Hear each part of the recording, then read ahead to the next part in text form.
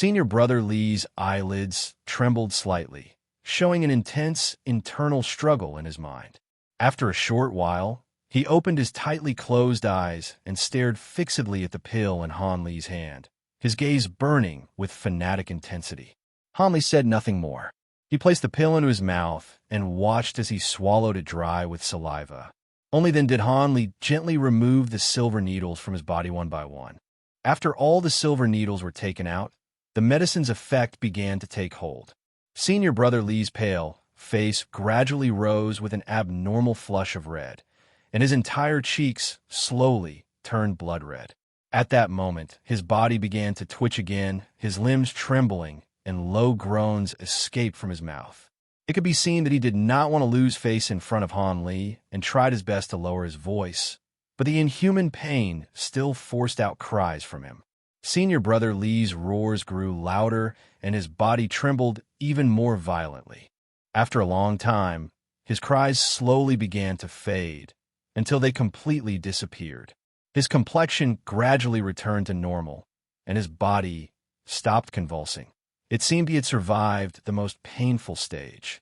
Senior Brother Li slowly straightened his body, crossed his legs, closed his eyes again, and sat down on the spot to regulate his breathing and recover his energy. Han Li, meanwhile, found a clean rock and casually sat to the side, watching him circulate his power to restore his vitality. After the time it takes to eat a meal, Senior Brother Li, who had been sitting in meditation, suddenly opened his eyes, pulled out the long blade placed beside him, and leapt to his feet. With a forceful swing of his arm, a flash of cold light appeared, and the gleaming blade was already pressed against Han Li's neck. "Give me a reason not to kill you," Senior Brother Li said, his eyes filled with icy light and killing intent. "I just saved your life. Isn't that a reason?" Han Li replied calmly, his expression unchanged, only a barely noticeable twitch at his brow. Senior Brother Li's expression softened slightly, but he still stared at Han Li fiercely. "Before I saved you, I already knew you might kill me to keep the secret. I just didn't expect you to act so quickly," Han Li finally said with a bitter smile, a hint of self-mockery on his face. "Ahem. Even though saving you might just bring me trouble, since I've learned medicine, I can't just stand by and watch someone die," Han Li sighed. Hearing this, Senior Brother Li showed a trace of embarrassment. The blade moved slightly away from Han Li's neck, but it still did not leave completely. Han Li secretly let out a breath of relief, and his tone became even calmer. "You don't need to worry that I'll reveal your secret. You can tell I'm not a talkative person. If you still don't trust me, I can swear a poisonous oath. As you can see, I don't know martial arts. If you find that I break my oath, you can easily kill me," Han Li calmly proposed. "Swear the oath," Senior Brother Li said bluntly. Only then did Han Li fully relax inwardly. Although before treating him, he had observed that this man did not seem like someone who would repay kindness with betrayal or act cruelly, it was still uncertain. If he had been wrong, he would have had to use his only means of self-defense. Thinking of this, Han Li quietly moved his fingers away from an iron tube hidden in his sleeve. After Han Li solemnly swore the poisonous oath, Senior Brother Li finally withdrew his long blade and returned it to its sheath. Han Li touched his neck and felt a shallow cut left by the sharp blade. It was slightly sticky to the touch. He also felt a chill down his back. He had clearly broken out in a cold sweat. This was really dangerous. I didn't think things through carefully enough. I must learn from this lesson and never do such thankless, troublesome good deeds again. Other people's life and death have nothing to do with me, Han Li thought with lingering fear. Without enough benefit and full certainty, I will never save anyone again, he swore fiercely in his heart. This first act of saving someone directly led to Han Li's later habit of only acting for profit. His originally somewhat simple and honest nature was completely abandoned. Although he did not become an evil person, he was far from kind and righteous. "Your Excellency saved my life and promised to keep my secret. I, Li Fei Yu, owe you a great favor. As long as I am alive, if you ever need my help, just come to me. I will do everything I can." Senior brother, Li had fully regained his demeanor from the cliff below. After collecting all the scattered items Li had placed on the ground, he came forward, stated his name sincerely, and made his promise. I'm afraid I won't have anything to trouble you with. It seems you'll have plenty of trouble yourself, though. Li smiled slightly and replied, What do you mean by that? Li Feiyu was taken aback, somewhat surprised. Anyone could figure it out. You're just an ordinary enforcer disciple, yet you've ended up ranking above a large number of hall masters, elders, and even the sect leader's most beloved disciples. How could you possibly have an easy life? Li pointed it out bluntly. Li Feiyu's expression darkened, and he fell silent for a long while. I don't want to interfere in your affairs, and I can't either. However, I can help ease the pain caused by your consumption of the corpse cleansing pill. Really? Li Feiyu's spirits lifted at once. The gloom on his face vanished in an instant, replaced by joy. It seemed the suffering from the corpse cleansing pill had been quite severe for him. Why would I lie to you? Li glanced at him. Of course he had such a formula to reduce pain. He had specifically developed it in his spare time for xianxia. It could greatly reduce a person's perception of pain and was highly effective. This is wonderful, truly wonderful. Li Feiyu excitedly rubbed his hands together, looking eagerly at Li. Why are you looking at me like that? I don't have a medicine right now. I'll need to return to the Divine Hand Valley to prepare it before it can be made. Hearing this, Li Feiyu felt a bit embarrassed. Just moments ago, he had been threatening the other with a blade, and now he was asking him for help. Come to the entrance of Divine Hand Valley at noon tomorrow. I'll bring you the medicine after I prepare it. Dr. M.O. is not at home right now, so I can't let outsiders enter the valley so casually, Li said slowly. All right, I'll be there on time. Thank you, brother. Li Feiyu quickly agreed, afraid he might change his mind. My name is Li. I am Dr. Mo's direct disciple. Since your martial arts are so strong, just call me Junior Brother Li said, correcting him upon hearing the overly familiar brother. Li watched Li Feiyu's departing figure gradually disappear into the distance, standing silently where he was. After agreeing to come the next day to pick up the medicine, Li Feiyu had taken his leave, saying he would return to rest and recuperate. Throughout this long exchange, Li never asked about the reason Li Feiyu had taken this secret medicine. He knew that even if he asked, it would not change what had already happened. Since Li Feiyu was willing to sacrifice his future for present glory and honor, there must be a reason he could not help but do so. No one willingly chooses death, even a slow, costly form of self-destruction. Forcing him to speak of his hardship would only reopen a wound that was already beginning to heal. Clearly, Li's choice was correct. Before leaving, Li Feiyu was deeply grateful that he had not pressed him about the corpse cleansing pill, and although he did not say it aloud, Li knew he had gained another small but meaningful favor. Li intended to keep his promise. Not only would he keep Li Feiyu's secret, he also planned to prepare the pain-relieving medicine as soon as he returned to the valley. His reasoning was simple. Since the other was not a villain and had not truly tried to kill him, he should allow him to owe an even greater favor, making it harder for him to refuse future requests. Li Feiyu's martial arts would only continue to improve in the coming years. The stronger he became, the more useful he might be. Even if he did not need his help in the future, it did not matter. Helping a decent person a little was something that also brought Li a sense of satisfaction. Although Li Feiyu might not necessarily be a good person, at the very least, after today's events, he would no longer pose any threat to him. After reviewing everything carefully and finding no omissions, Li slowly returned to Divine Hand Valley. Not long after returning leisurely to the valley, Li began preparing the secret medicine Li Feiyu needed. The medicine to dull pain perception was not difficult to make. All the required herbs could be found in the valley's medicinal garden, though the process was somewhat tedious and required careful attention. After an afternoon of work, Li prepared enough medicine to last Li Feiyu for a year. It was not that he could not make more, but he hoped Li Feiyu would come back each year to collect it, so he would not gradually forget this favor. As evening fell, Li unexpectedly sat on a chair outside his door. looking up at the dark starry sky and the bright moon, lost in thought. Once again, he was thinking of his family back home. Han Li had been away from his parents for more than 4 years. Ever since he had gone up the mountain, he had spent nearly every day painstakingly cultivating according to the cultivation formula, leaving him no time to think about matters at home. He had never gone back down the mountain. Instead, he had someone deliver most of the silver stipend he received each month to his family. In return, he received only 1 letter each year, ghostwritten by old Uncle Zhang on behalf of his parents to let him know they were safe. The letters were always brief. Other than assuring him that everything at home was well, they rarely mentioned anything else. He only knew that the family's life had improved greatly.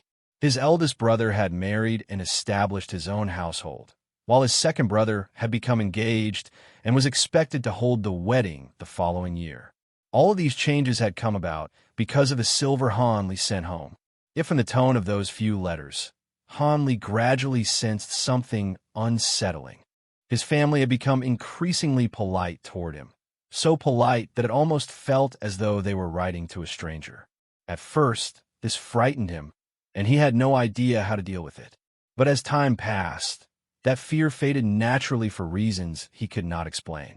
The images of his loved ones also slowly blurred in his heart. Only on nights like this, when the scenery stirred old emotions, would he once again think of his family and recall the warmth of home. That feeling, now so difficult to experience, was precious beyond words. He savored it slowly, lingering over every trace of it. Han Li placed a hand over his chest, gently feeling the small leather pouch that held his protective talisman through his clothes. In the past, touching it a few times was enough to bring him a faint sense of comfort. But tonight, instead of calming him, it left his heart even more restless, unable to settle. An indescribable oppression welled up inside him. He could no longer control his emotions. His entire body felt wrong. His blood and qi churned violently, while the strange energy he had cultivated began to stir as well. The terrifying words cultivation deviation suddenly flashed through his mind. Han Li rose to his feet, took a deep breath, and forced himself to calm down.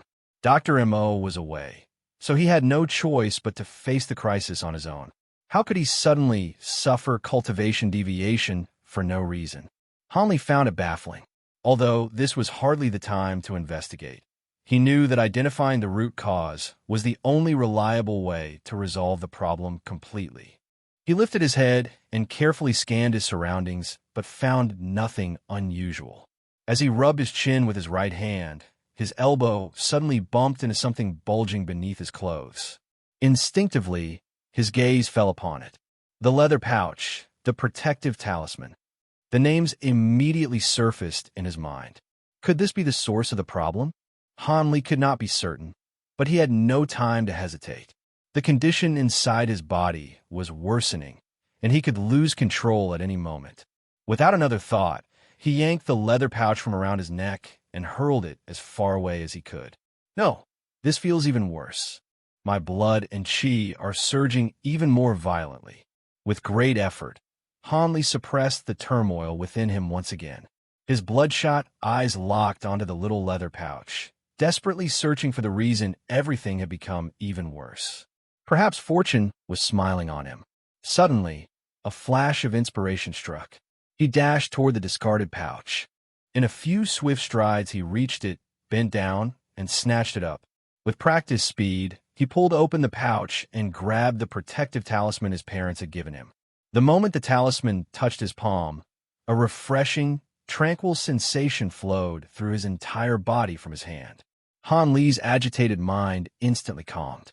The depression and discomfort vanished completely, while every abnormal condition within his body quietly disappeared as well. It was as though everything had returned to normal.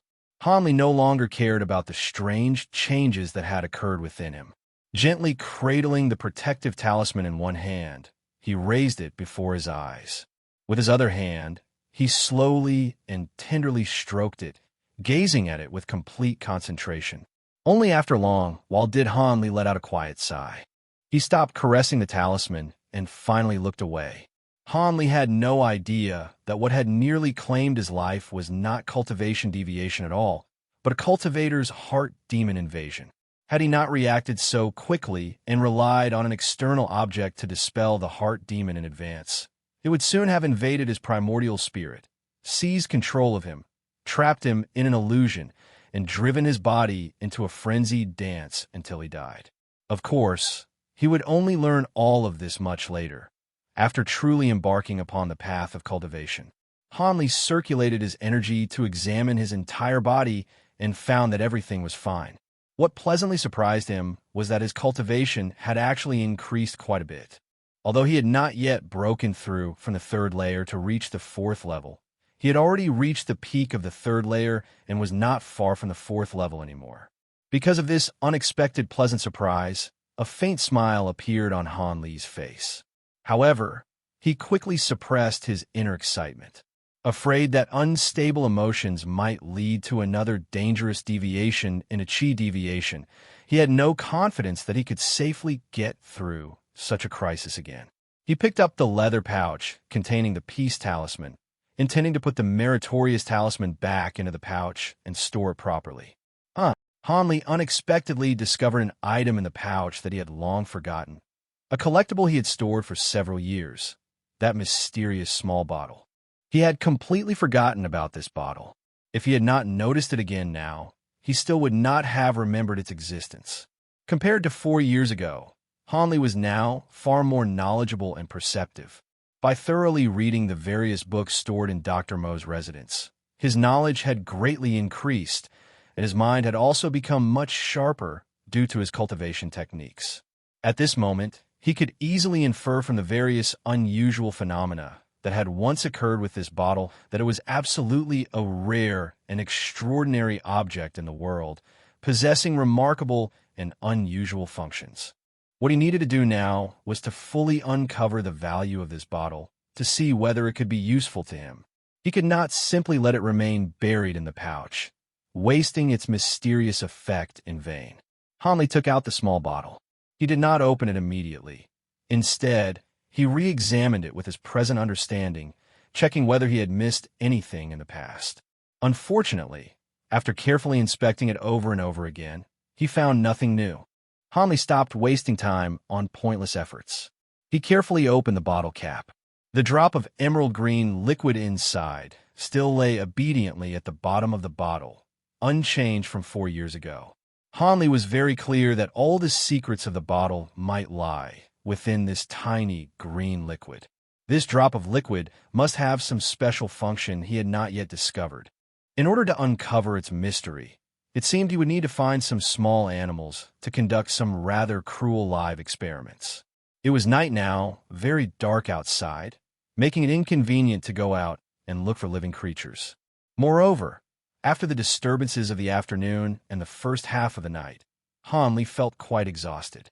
Besides, even if he did find something, conducting experiments under such dim light, if he could not clearly observe the changes, would it not all be wasted effort?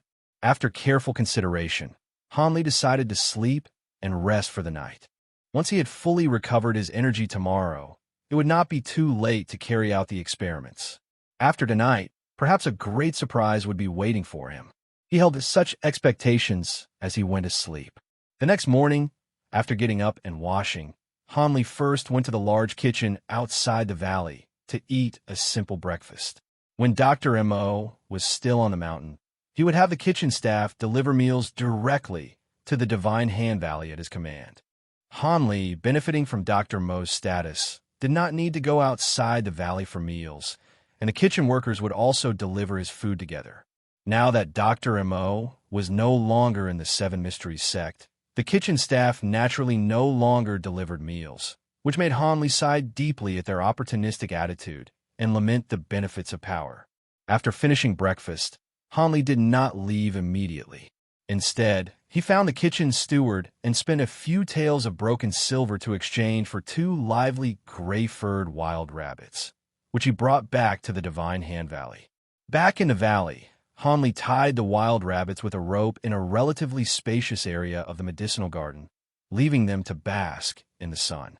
When the rabbits became lethargic and parched from the heat, he fetched a large porcelain bowl, carefully poured the green liquid from the bottle into it, and diluted it with some ordinary clean water. The pea-sized drop of green liquid dissolved easily into the water, turning the entire bowl into a jade-green color. The green hue gave off an inexplicable chill that seemed to rise from the heart upon seeing it. Hanli carried the diluted water to the thirsty rabbits and placed the bowl beside them.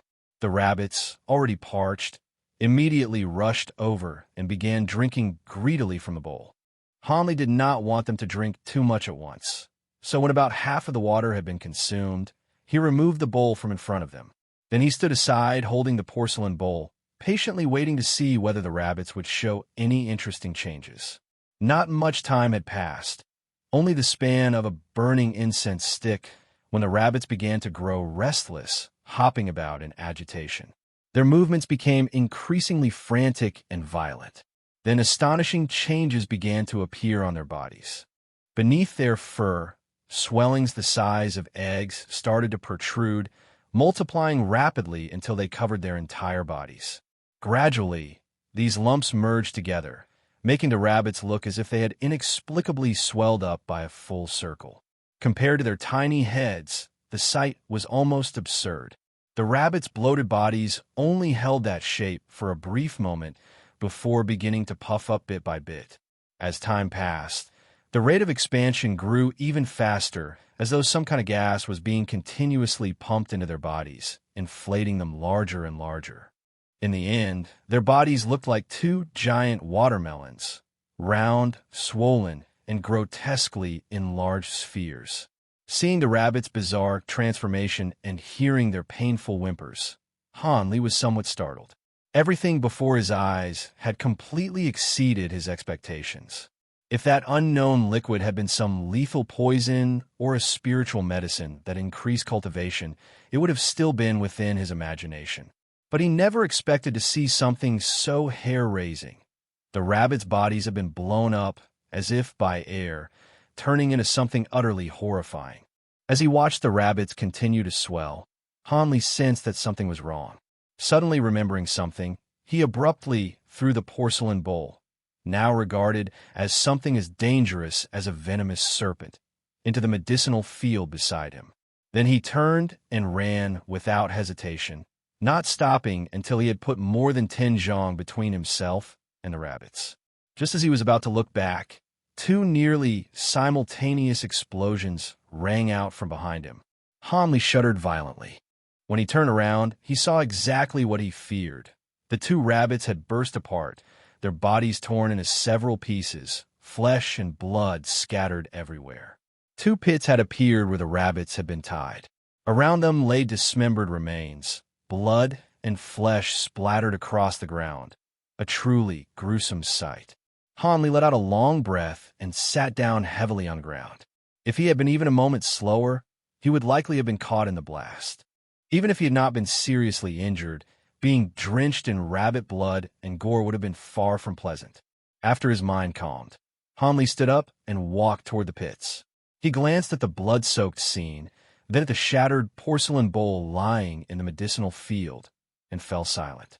He had originally hoped to discover some kind of miraculous elixir from the green liquid, but instead he had encountered something so terrifying.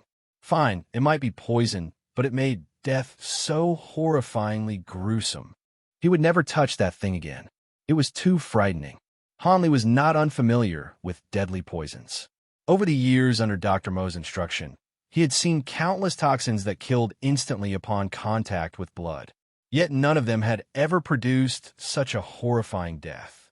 Fortunately, Hanli's psychological resilience was strong. Even in such a scene, he managed to stay calm for a while longer before deciding to leave. Since it would soon be noon, he still had to deliver the prepared secret elixir to Senior Brotherly. The aftermath here would have to wait until after that.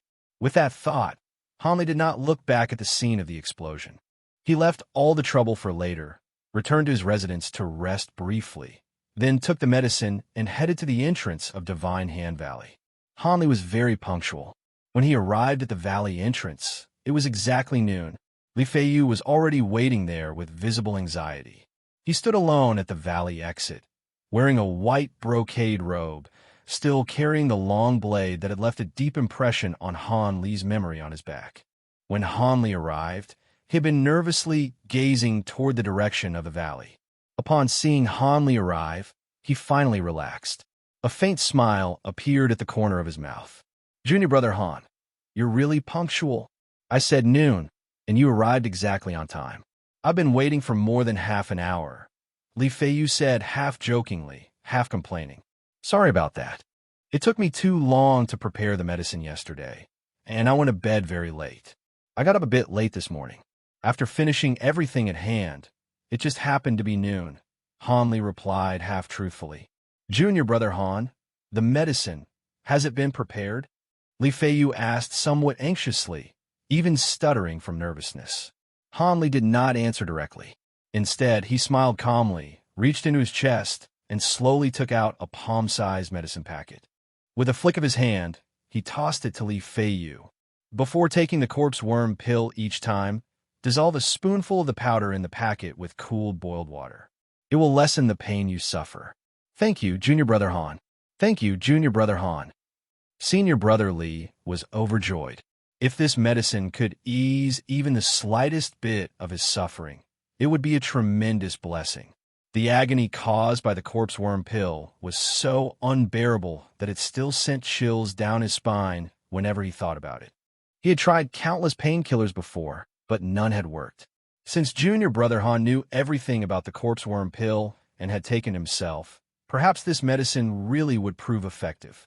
"Don't thank me just yet," Han Li said frankly. "Wait until the medicine actually works. Besides, this is only a year's supply. I've used up all the herbs I had on hand. Once I've gathered more, I'll prepare a few more batches for you." "That's fine. A year's worth is enough for now.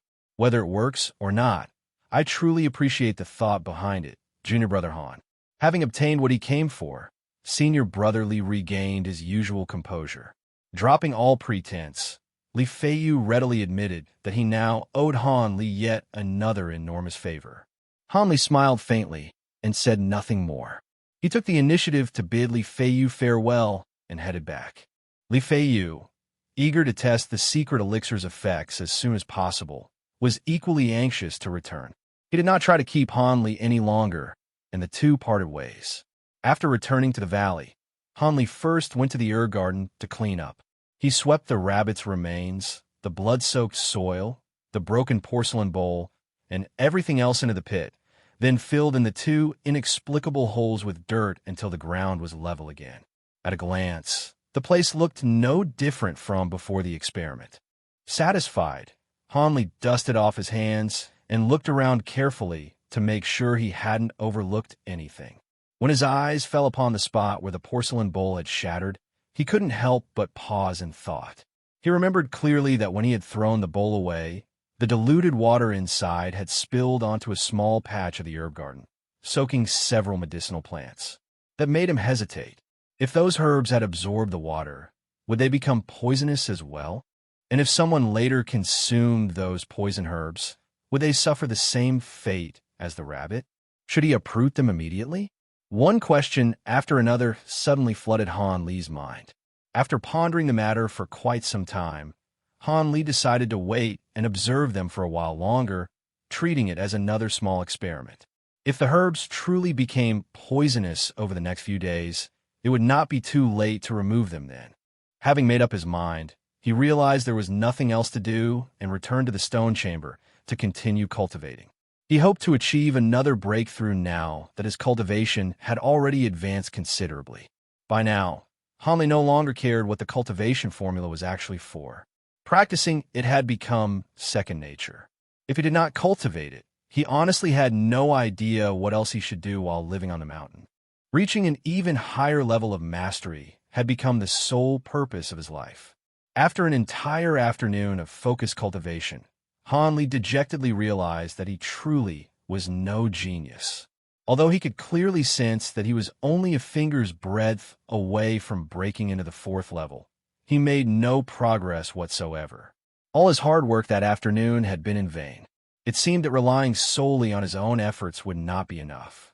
Without the aid of medicinal herbs, he might remain stuck at the third layer forever, unable to advance another step. Hanli began hoping that Dr. Mo would return soon and, with a bit of luck, bring back enough medicinal herbs to help him break through his current bottleneck.